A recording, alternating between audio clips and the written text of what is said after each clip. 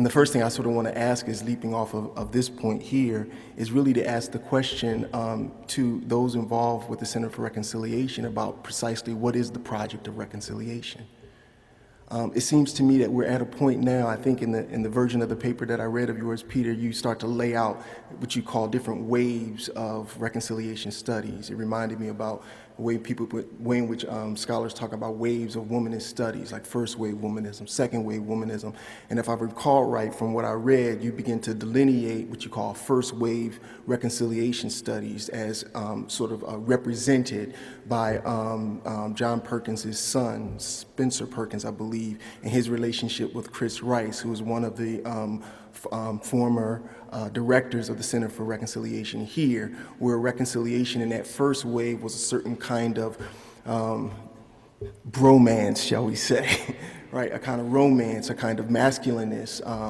I mean, if we even want to push this, there's a certain kind of love that could be called a kind of homoerotics, right? Of a kind of coming together of white manhood and black manhood. You all saw the Danny Glover movies with, what's his name, Danny Glover and, yeah, that's it, Mel Gibson. I got a block around Mel Gibson because I have such a critique of his work. It's sometimes hard for me to conjure his name, so you have to forgive me on that. But you know him, Mel Gibson and Danny Glover, that kind of bromance, right, coming out of the 70s, late 70s, and particularly through the 80s and the 90s, that the kind of Lethal Weapon film is a kind of signifier of a certain kind of reconciliation project. But if you are familiar with those films, you'll also know that that reconciliation project was a bromance in the interest of further grounding the structural realities as they are, and making those structural realities as they are, shall we say, a little bit more diverse. It's not about the critique of the structures as they are, it's about the expansion of the structures as they are. And the Danny Glover, Mel Gibson films were a kind of cinematic performance of that. And if this were my film in the Christian Life course, I would also trace out for you the logic of soteriology inside of that.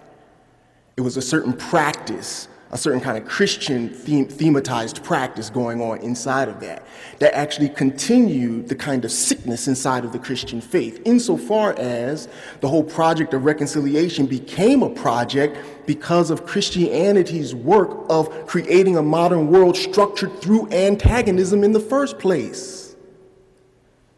In other words, what I'm trying to get after is this: the project of reconciliation is predicated upon the ways in which Christianity aided and abetted the birthing of a structure of antagonism. It's conditioned on things like colonial expropriation and appropriation. Reconciliation becomes a project because of the practice of antagonism. And if the structure of antagonism isn't dealt with, reconciliation becomes hollow. It's meaningless. It means nothing. Paul would say sounding brass and tinkling cymbal, but I don't have the eloquence of Paul, so I'll just say it my way.